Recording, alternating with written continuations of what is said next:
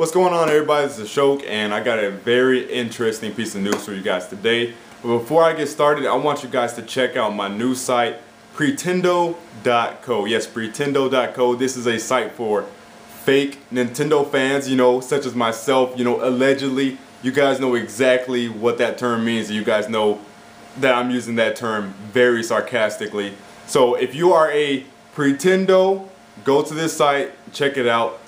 This isn't something I'm doing to, replace Game Realm or anything like that. This is simply a side hobby, a side thing completely. You guys are still going to see me writing on Gaming Realm. You're going to see the same amount of articles being put up on Gaming Realm. This site is strictly for a community for fake Nintendo fans.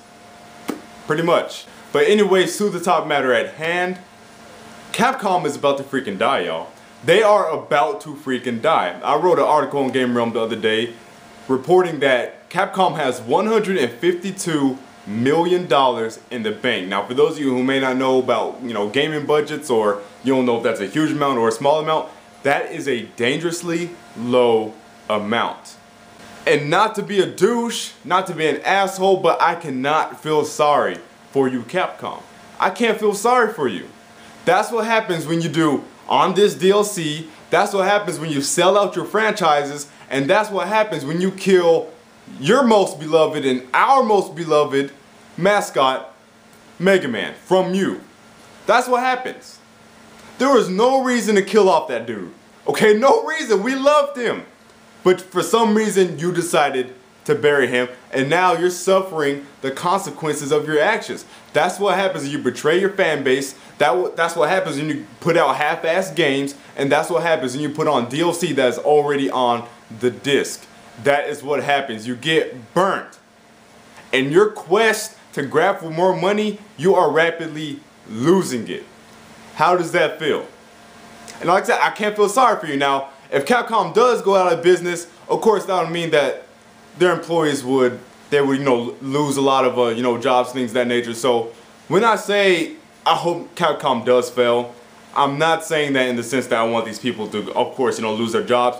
Hopefully, if it happens, these Capcom will either be absorbed into a different company that will offer those people positions, or those people could go and find more jobs. But really, Capcom has just been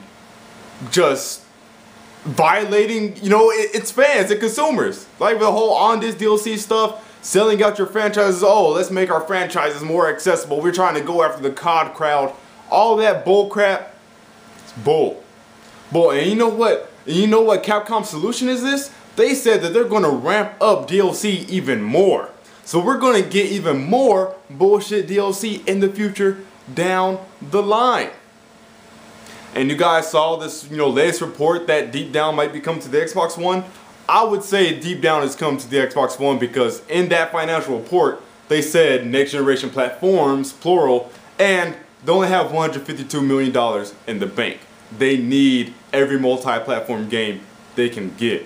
You see what I'm saying? That's including Dead Rising 3. Dead Rising 3 I would expect to come to the PS4, but I actually think Microsoft actually owns the rights to that game, I believe. Correct me if I'm wrong on that. But yeah. And for those of you who may not know about gaming budgets and things of that nature, a typical game for this current generation will be like $20 to $30 million. 20 to 30 million. They have 152 million. That is not a lot of money compared to how much it costs to make these games. Not to mention that this range of 20 to 30 million is going to go up even higher because they're going into the next generation. You see what I'm saying? So game development is going to be risen even higher. So it's not going to be the 20 to the 30 that they're used to making. So that's why they're coming out with all this increased DLC planning, and they're going to start making all these iOS games and stuff. Capcom is in panic mode right now, and they have nobody to blame but themselves. But a benefit to Capcom going down is that maybe, just maybe, it would open up the chance of Mega Man being sold off to some other company, preferably Nintendo, because Nintendo has done more for Mega Man than Capcom has done in the last 10,000 years, and that's putting him in Smash Bros. You see what I'm saying? Which is sad. Which is sad that a company would let their own mascot just die like that. All these fans clamoring for it, and they're just, whatever. here's some more on this DLC for Marvel vs. Capcom 3, which is another franchise and series that they ruined in my opinion. Let this be a lesson learned to all you other companies out there. We the consumers, and I've said this time and time again on my channel, that is why it is good for us to vocalize, that's why it's good for us to complain, and that is why it is good for us to take action, because we have power. Apparently, enough of us got tired of Capcom's bullshit that we have knocked these guys down to $152. That is what happens when you burn the consumer. The consumer will burn you back. Point blank, period. $152 million.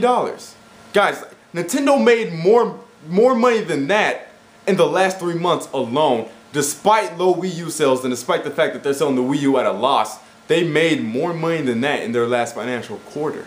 And that's while selling a home console at a loss. Think about that. That shows you just the small amount of money Capcom has left in the bank. But for more information or whatnot, just go in the description below. Check out my GamingRealm.com article. I wrote about this. You know, share this video, spread the news. Spread the news that Capcom is going down. And that hopefully, just maybe, Mega Man could get into the hands of somebody else and he could be brought back. So that's for this video. Thanks for watching, y'all. Let me know what you guys think down below. I'll see you fools later. Peace.